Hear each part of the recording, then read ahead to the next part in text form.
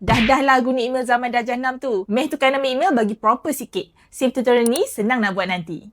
Sebelum tu, anda kena tahu walaupun dah tukar email baru, email yang anda dapat dekat alamat email lama tetap akan masuk macam biasa. Semua data macam gambar, email, file Google Drive dan lain-lain tak akan hilang. Dan aktiviti macam hantar email, share file atau buat event di Google Calendar akan start guna email baru. Okey, untuk tukar email baru akaun Google, pertama sekali search My Account Google.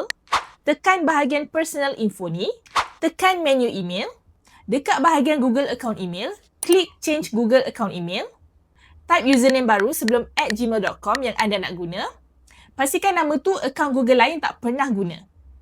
Klik tukar email, lepas tu ikut je arahan untuk sahkan password atau kod sampai proses settle.